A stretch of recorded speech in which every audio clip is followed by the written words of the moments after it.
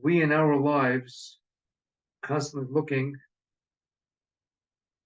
to be sure that we do things right.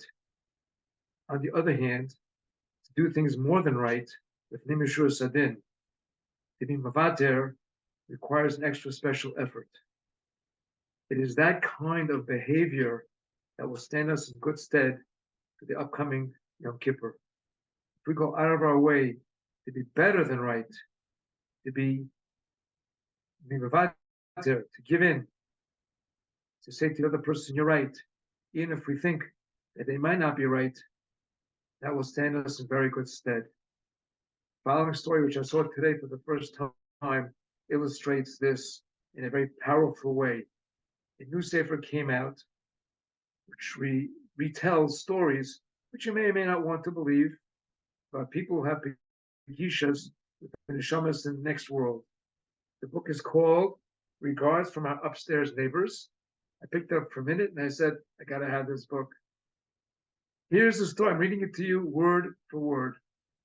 It was said of a certain famous politician, you can know when he's telling a lie.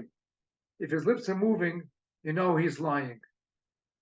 The following story may sound weird or unrealistic. I get that. It really does sound improbable. But I also know this fellow, let's call him Yaakov. He's the polar opposite of the opening joke. If his lips are moving, you know he's telling the truth.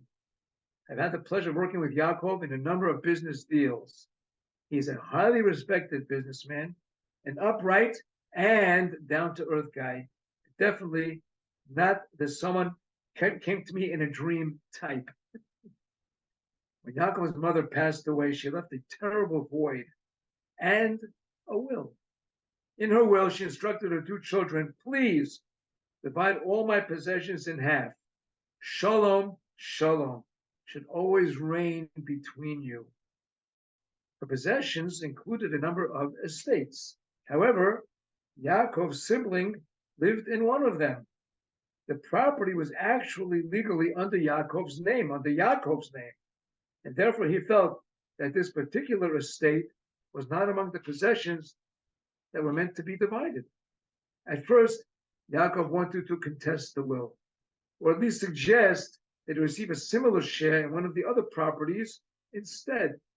But then he recalled his mother's plea for shalom, shalom between you, and realizing that this could easily escalate into a full-blown fight, he courageously decided to remain silent and swallow the loss. Their attention then turned to the other properties.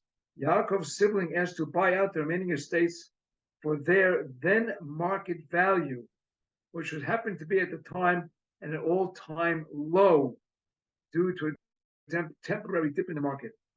Once again, Yaakov remained silent.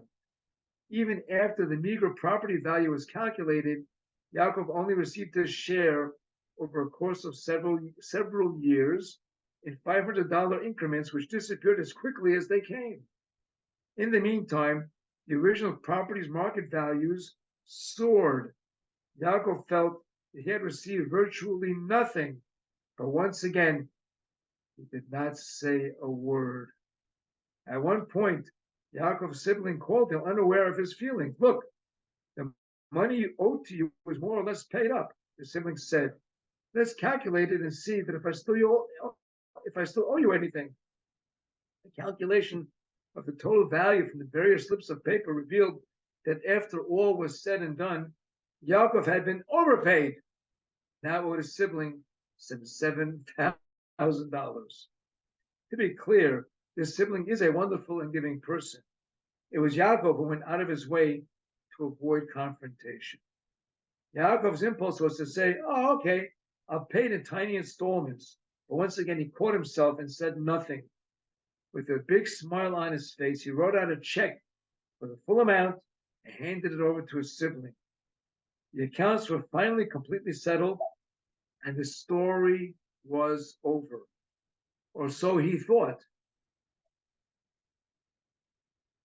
A few seconds later, Yaakov's breath nearly caught in his throat.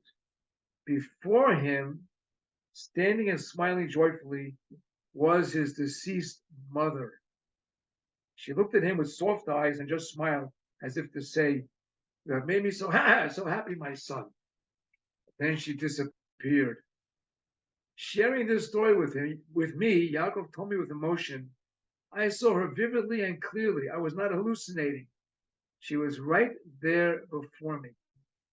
Stopping thoughtfully for a moment, he continued, and believe me, everything was worth it to see her like that.